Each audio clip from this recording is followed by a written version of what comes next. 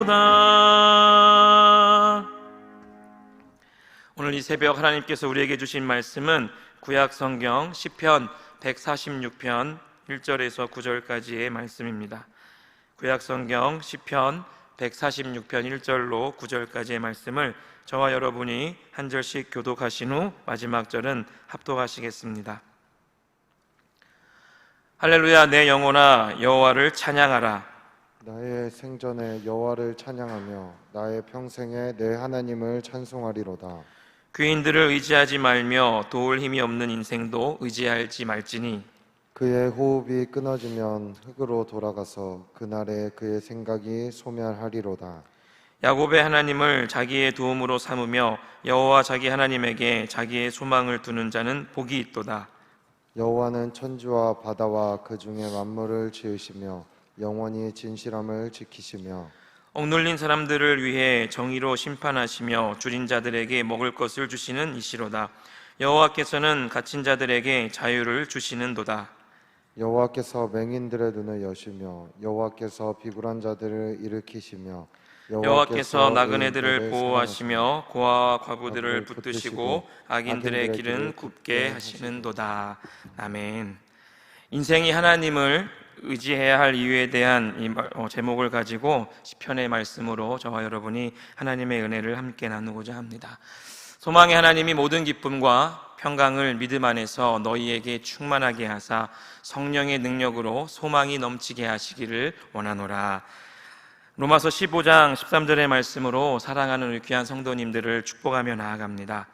인생이 하나님을 의지해야 될 이유는 소망의 하나님이 우리에게 기쁨과 평강을 주시기 때문입니다. 우리에게 성령의 충만함이 날마다 덧입어져서 항상 넉넉한 승리가 저와 여러분에게 있기를 간절히 소망합니다. 조선시대 효정과 숙종 때의 명의로 이름을 떨친 분이 허목이라는 분이 있습니다. 그런데 당시 허목은 당파 싸움으로 인해서 유명한 학자이자 정치가인 송시열과 서로 원수같이 지내고 있었습니다. 그러던 중에 이 송시열이 중병을 앓게 되었는데 자신의 병을 안 이 송시열은 정적이지만 허목이 아니면 내 병을 고칠 사람이 없다라는 이런 말을 하면서 허목에게 가장 먼저 사람을 보내게 됩니다. 허목은 흔쾌히 약 처방을 써주었는데 그 처방을 보니 극약들이 섞여 있었습니다. 그 사실을 안 사람들은 허목을 욕했습니다. 하지만 송시열은 허목의 이 지시대로 그대로 그 약을 지어서 먹었습니다. 그리하여 송시열은 어떻게 되었을까요? 극약을 먹었지만 이 처방이 극약의 성분들이었지만 병을 낫게 하는 약이었던 것입니다. 그대로 그 약을 먹은 송시열은 병을 회복하게 되었고 많은 사람들은 이 송시열의 믿음의 과감성을 아주 찬탄했다고 합니다. 송시열은 아무리 정치적인 노선이 다르더라도 허목이 명이라는 그 사실에 대해서는 믿어 의심치 않았다라는 것입니다. 한 7, 8년 전이었나요? 우리 사회를 아주 혼란스럽게 했던 큰 사건이 하나 있었습니다. 저축은행 사건이었죠. 여러분도 잘 아시다시피 저축은행이란 상호신용금고법의 개편으로 상호저축은행이라는 이름을 쓰게 되며 제2금융권을 지칭하는 말입니다. 이곳의 예금이자는 어떻게 보면 보통 은행보다는 그 당시에 상대적으로 높았기 때문에 서민들이 자신의 돈을 이곳에 즐겨 맡기기도 했던 곳이기도 합니다. 그런데 이 당시에 몇몇 상호저축은행이 수조 원에 달하는 그런 예금들을 어떻게 했습니까? 불법으로 사용했던 일이 드러나게 되었습니다. 사회에 아주 적잖은 무리를 일으켰습니다. 더욱이 여기에 연루된 그런 사람들이 감독 기능을 담당하는 금융감독원 간부들과 몇몇 고위 공무원들이었다는 그 사실이 참 우리의 마음을 안타깝게 했습니다. 그리고 정부에 대한 신뢰도 역시 그 당시에 너무도 많이 떨어지게 했던 그런 시대의 사건이었습니다. 누구나 힘들게 번 돈을 은행에 이렇게 맡긴다는 것은 은행이 자신의 돈을 어떻게 할까요? 잘 보관하고 활용해서 약속한 이자를 돌려줄 것을 믿기 때문입니다. 자신의 예금이 불법 로비에 사용될 줄 알았다면 어느 누가 그 돈을 은행에 맡겼겠습니까? 문득 앞선 이 두 가지의 이야기에서 무언가를 맡긴다는 것, 송시열은 당시 최고의 의사였던 허목에게 자신의 생명을 맡겼고, 또 지금 은행의 서민들은 돈을 맡겼습니다. 신뢰에서 기인하는 행위가 바로 맡긴다라는 의지 행위입니다. 문제는 믿고 맡김이 송시열처럼 좋은 결과를, 자기의 병을 낫게 하는 좋은 결과를 얻을 수도 있겠지만 상호저축은행과 같은 배신도 있을 수 있다라는 것입니다. 이런 이유들로 인해서 우리들의 신뢰가 좀처럼 100% 되기가 쉽지 않습니다. 다만 믿음이 의심보다 좀 더 크냐, 아니면 의심이 믿음보다 더 크냐가 관건입니다. 이러한 현실 속에서 우리는 우리가 믿는 하나님을 생각하게 됩니다. 특별히 우리가 말하는 믿음이란 하나님께서 영원까지 맡기는 전적인 의지 행위라고 한다면 여러분은 과연 몇 퍼센트 정도의 믿음을 소유하고 있다고 말할 수 있습니까? 물론 이렇게 물어보고 있는 제가 너무 인간적인 것 같지만 실상 우리 하나님을 향한 우리의 믿음이 의심보다 좀 더 크든지 아니면 의심이 믿음보다 더 크든지 늘 두 가지의 이 선택의 기로에 서 있는 것을 부인할 수 없는 현실입니다. 오늘 우리가 읽은 시편 146편 그리고 마지막 시편 150편까지의 이 5편의 시편은요, 방대한 시의 대미를 장식하는 시들입니다. 일명 할렐루야 시라고 부릅니다. 여러분이 보시면 알겠지만 이 5편이 다 동일하게 할렐루야로 시작하고, 오늘 마지막 10절은 읽지 않았지만 그 10절 마지막 역시 할렐루야로 끝이 나게 됩니다. 특별히 이 할렐루야 찬양시의 첫 시가 오늘 우리가 읽은 시편 146편의 내용입니다. 이 시는 하나님을 어떻게 합니까? 아주 힘차게 부릅니다. 그리고 누구를 의지할 것인가 하는 문제를 제시하고 있습니다. 먼저 오늘 우리가 읽은 1절로 2절을 보면 여호와를 평생 동안 찬양하겠다는 이 시인의 열정을 볼 수가 있습니다. 그러면서 3절로 4절에서는 인생들이 의지하는 그 대상을 딱 열거하다가 5절에서 인생의 분명한 목표에 도달하게 됩니다. 자기의 소망을 누구에게 둡니까? 하나님께. 소망에 하나님께 둔다라는 것입니다. 그럴 때에 기쁨과 평강을 우리에게 주시며 로마서 15장 13절의 말씀처럼 성령의 능력으로 소망이 넘치게 하시겠다라는 그 뜻이 다시 한번 여기에 들어있는 것입니다. 이 시의 내용은 소망을 두고 정말 도움을 삼는 그 하나님을 항상 어떻게 될까요? 완전히 100% 의지하며 찬양해야 될 이유를 분명히 말하고 있습니다. 오늘 저는 이 시편의 말씀을 통해서 우리의 믿음이 온전한 믿음이어야 함을 변증하고자 합니다. 특별히 상황과 환경이 그러하지 않다 할지라도 우리가 믿는 그 하나님을 향한 믿음이 항상 변하지 말아야 하고 흔들리지 말아야 할 이유가 무엇인가를 발견하고자 합니다. 이제 본문을 통해서 인생이 하나님을 의지해야 될 이유를 살펴보도록 하겠습니다. 첫째로 우리가 하나님을 의지해야 될 이유는 하나님은 천지와 바다, 만물을 지으신 창조주이시기 때문입니다. 6절 말씀을 보시면 아주 정확히 나와 있는데요, 여호와는 천지와 바다와 그 중에 만물을 지으시며 영원히 진실함을 지키시며라고 고백합니다. 우리가 지금 보고 있는 이 성경은 일명 하나님의 말씀이라고 하죠. 수천 년 전 사람이 그 당시의 언어로 분명히 기록했겠지만 그 기록은 하나님의 영이 사람의 손을 빌어 기록한 내용입니다. 그러니까 하나님께서 직접 기록하신 말씀이라는 것입니다. 그러므로 성경은 믿고 펴는 모든 자에게 동일하게 하나님의 말씀으로 항상 유효한 것입니다. 그런데 성경은 제일 처음 어떻게 기록합니까? 창세기 1장 1절을 보시면 태초에 하나님이 천지를 창조하시니라. 그렇습니다. 성경은 하나님을 창조주라고 분명 말합니다. 온 우주 삼라만상을 만드셨고 제일 마지막으로 당신과 가장 닮은 인간을 만드셨습니다. 우리 공부를 참 열심히 해갖고 들어가는 대학 하면은 손에 꼽는 것들이 있죠. 의대, 법대. 특별히 의사 하면은 항상 사람의 생명을 너무도 귀히 여기는 직업이기도 합니다. 똑똑한 사람들이 들어가는 곳이 사실은 의대이죠. 수백 년 동안 인간을 연구하고 또 그 병에 대해서 연구합니다. 그들의 연구는 여전히 하나님이 만드신 신비한 그런 인간의 구조를 풀기에는 어떻게 보면 너무도 역부족합니다. 똑똑하다라고 말하지만 너무도 어려운 그런 직업을 갖고 있는 것이죠. 결국 인간을 잘 아는 분은 만드신 이 누굴까요? 하나님 한 분밖에 없음을 깨닫게 됩니다.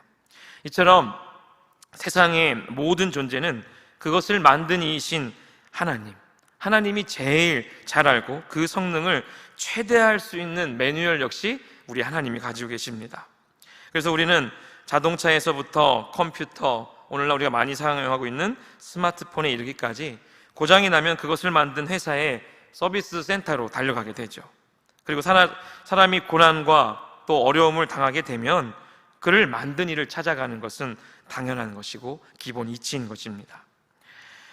누구보다 우리를 가장 잘 아시는 분은 하나님이시라는 사실을 우리는 당연히 알고 있습니다. 그런데 우리는 어떻게 보면 하나님의 음성이 들리지 않는다는 이유로 사람의 소리에 귀를 기울이기도 합니다. 하나님의 형상을 따라 만든 이 인생들, 한 사람 한 사람의 기질과 체질, 그 사람의 고통과 아픔, 또 그가 간절히 소망하고 바라는 것들, 이 모든 것을 그 누구보다 구체적이고 또 분명하게 알고 계시는 분이 하나님이십니다. 그러므로 인생이 그 어떤 상황에서도 의지하고 맡겨야 할 분은 오직 하나님 한 분이십니다. 그래서 오늘 시인은 5절에서 하나님을 자기의 도움으로 삼고 자기의 소망을 하나님께 두는 자가 복이 있다라고 말하는 것입니다. 바라건대 모든 인생들이 만드신 이 하나님께 모든 것을 믿고 맡기는 자들이 되었으면 좋겠습니다. 그 맡김은 결코 실패함이 없습니다. 왜냐하면 그 맡김은 세상에서 말하는 실패와 성공이라는 기로에 서 있는 모험이 아니기 때문입니다. 그러므로 창조주 하나님을 절대적으로 믿으시기 바랍니다. 그냥 믿음과 의심 중 믿음으로 조금 더 기우는 그런 정도가 아니라 온전하게 완전하게 믿으십시오. 그렇게 할 때에 그 모든 것을 맡긴 인생들이 오늘 시편의 기자의 고백처럼 복된 인생이 될 줄 믿습니다. 두 번째로 하나님은 영원히 진실함을 지키시는 분이기 때문에 우리가 하나님을 당연히 의지해야 된다는 것입니다. 6절 말씀을 우리 6절 말씀을 다시 한번 읽도록 하겠습니다. 여호와는 천지와 바다와 그 중에 만물을 지으시며 영원히 진실하심을 지키시며. 아멘. 영원히 진실함을 지키시며라는 이 표현을 보시면 하나님께서 친히 약속하신 그것을 끝까지 지키시겠다라는 것을 의미합니다. 진실하다라는 것은 거짓이 없다라는 것입니다. 끝까지 신뢰를 지킨다라는 뜻입니다. 히브리어로 에메트라고 말합니다. 에메트. 이 단어는 여러분이 잘 아는 아멘과 같은 말입니다. 그러니까 아멘이란 진실로 그렇습니다, 진실로 믿습니다라는 그런 뜻으로 나도 동의한다라는 의미입니다. 문득 할렐루야, 즉 여호와를 찬양하라로 시작한 이 시가 아메트라는 식구를 가지고 있는 것을 보면서 우리가 믿고 찬양하는 그 하나님, 정말 언제나 진실함을 지키셔서 의지하는 자에게 영원한 소망이 되심을 더욱더 강조하고 있음을 오늘 이 말씀을 통해서 우리는 발견하게 됩니다. 점점 더 교묘한 속임수가 어떻게 보면 이렇게 기승을 부리는 시대가 되어갑니다. 보이스피싱, 한두 번쯤은 우리가 그런 전화를 받아봤을 것으로 아는데요, 참 이런 내용들이 많죠.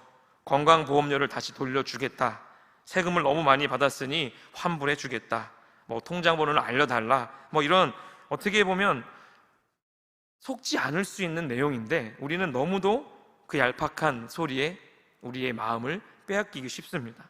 사람이 참 재밌는 것은 양잿물도 공짜면 마신다, 이런 말이 어떻게 보면 저는 틀리지 않는 것 같습니다. 공짜로 돈 준다는 말에 그렇게 현명한 사람들도 순식간에 속아 넘어간다라는 것입니다. 여러분도 너무 속단하지 마십시오. 이처럼 세상은 거짓과 속임수로 우리들을 늘 현혹하고 있습니다. 바로 이러한 세상에 필요한 것이 진실함입니다. 보십시오. 정치계와 경제계, 심지어 이 종교계도 진실이 실종되어 가고 있는 시대에 우리는 직면하고 있지 않습니까? 진실이 실종된 세상은 곧 위기의 시대라는 말입니다. 바로 여기에서 하나님을 믿는 자들이 마지막 보루입니다. 왜일까요? 하나님은 영원히 진실하심을 지키시는 그런 분이기 때문입니다. 그리고 그 하나님을 의지하는 자가 진실을 항상 소유하고 있기 때문에 이 땅에 실종된 진실을 회복하고 위기를 극복하는 길은 결국 하나님을 의지하는 자들로부터 시작이 됩니다. 사랑하는 성도 여러분, 하나님의 영원한 이 진실하심을 믿고 나아가시길 바랍니다. 그리할 때에 바로 여러분을 통해서 하나님의 진실이 반드시 회복되어질 줄 믿습니다. 마지막 세 번째로, 하나님은 약한 자에게 능력이 되시기 때문에 우리는 하나님을 의지해야 된다는 것입니다. 7절로 9절의 말씀이 그것을 우리에게 보여줍니다. 하나님은 갇힌 자에게, 또 맹인과 나그네, 고아와 과부들 같이 연약한 자들을 보호하셔서 그들에게 능력을 주신다라고 분명히 증거하고 있습니다. 여기에 언급된 사람들은 모두가 약하고 소외된 사람들입니다. 이런 사람들은 무엇인가를 의지하고 싶어 합니다. 또 무언가를 갈급해야 하면서 피난처를 찾고 싶어 합니다. 제가 요즘 사무엘상을 계속 묵상하고 있는데요, 강한 사울과 약한 다윗이 하나님으로 인해 약한 이 사울과 강한 다윗으로 딱 역전되어지는 그런 모습을 보고 있습니다. 성경은 세상의 권력과 힘으로 무장된 강한 사울이 중심에 이 하나님으로 가득 찬 다윗을 어떻게 합니까? 너무도 두려워했다고 증거합니다. 사무엘상 18장 7절에 보시면 여인들이 뛰놀며 노래하며 이르되 사울이 죽인 자는 천천히요 다윗은 만만히로다. 18장 15절에 사울은 어떻게 합니까? 다윗이 크게 지혜롭게 행함을 보고 그를 두려워하였다라고 고백합니다. 계속해서 16절에 온 이스라엘과 유다는 누구를 사랑합니까? 다윗을 사랑했다라고 기록합니다. 문득 진짜 부자가 누구인가를 저는 생각하게 되었습니다. 마음의 부자가 진짜 부자입니다. 사울은 권력과 힘을 그 누구보다 많이 가지고 있었음에도 불구하고 그 마음에 악령이 가득 차니까 두려움과 불안으로 반응하지만, 다윗은 그 마음속에 하나님의 영으로 충만하니까 지혜도 얻고 사람도 얻었고 사랑도 얻고 있음을 볼 수 있다는 것입니다. 무엇보다 마음에 여러분 평안이 있음을 보아야 됩니다. 진짜 부자는 하나님으로 인해서 가득 찬 그 마음을 가진 아주 평안한 평강의 인생입니다. 가난하고 소외된 사람들, 맹인들, 그리고 고아와 과부들, 그들이 이 땅의 기준으로는 가난하고 너무도 힘이 없어 나약하지만 그들 마음에 하나님으로 가득 채워지면 그 누구보다 힘있고 부한 자들이 되는 것입니다.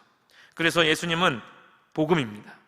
룻기 4장 13절에 이방인 나그네요 과부인 롯은 오직 이스라엘의 하나님을 의지했다라고 분명히 이야기합니다. 그리고 하나님을 의지해서 모친에게 효성과 아주 순종으로 섬겼더니 하나님께서 그를 구원해 주실 사람 보아스를 보내어 주시고 그를 통해 더 많은 것을 얻게 하심을 볼 수 있습니다.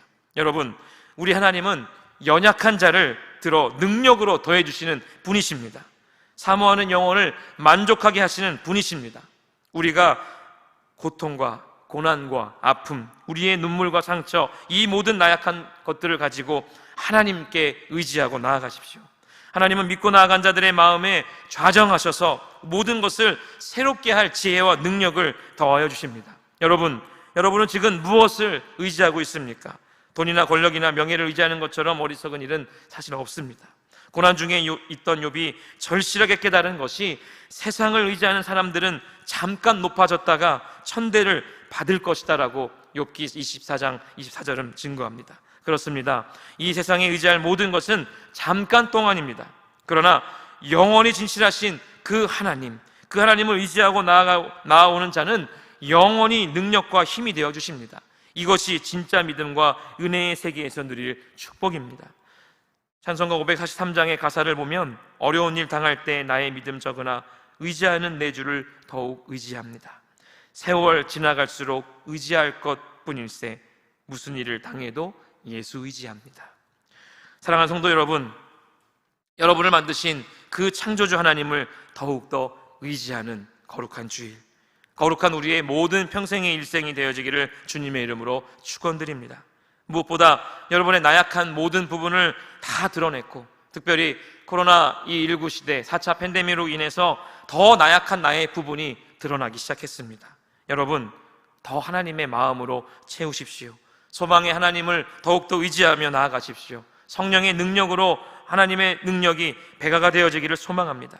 우리가 하나님을 믿어야 될 이유 반드시 기억하셨으면 좋겠습니다. 이런 하나님을 더욱더 의지하는 우리 모두가 되어서 하나님의 역동적인 은혜를 늘 체험하며 살아가는 멋진 인생들이 되시기를 주님의 이름으로 축원드립니다. 우리 시간 함께 기도함으로 나가겠습니다. 우리 인생에 하나님을 의지해야 될 이유를 시편 146편의 말씀을 통하여서 발견하였습니다. 하나님, 내가 힘들고 어렵고 연약한 부분이 더욱더 드러나지만 다시 한번 하나님을 바라보는 우리의 인생이 되게 하여 주옵소서.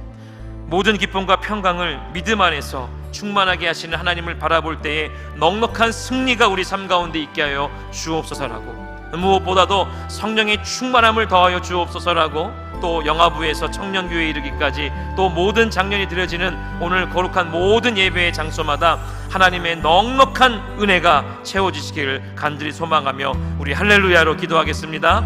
할렐루야. 살아계신 아버지 하나님을 찬양합니다. 우리 인생에 있어서 하나님을 의지하며 내 평생에 하나님을 찬양하며 나아갈 때에 항상 진실한 하나님 그 평강의 하나님의 은혜가 우리의 삶 가운데 넉넉하게 있기를 간절히 소망합니다. 아버지, 우리의 인생이 참 어렵고 녹록지 않지만 모든 것을 맡기며 또 의지하며 나아가야 될 분 오직 한 분 하나님이심을 고백하며 나아갑니다. 아버지 하나님, 우리에게 부어주시는 은혜가 무엇보다도 성령의 충만한 은혜로 나타나기를 간절히 소망하오니, 아버지 하나님, 우리가 실패와 성공이라는 것에 서 있는 그런 모험의 삶이 아니라 온전한 믿음의 여정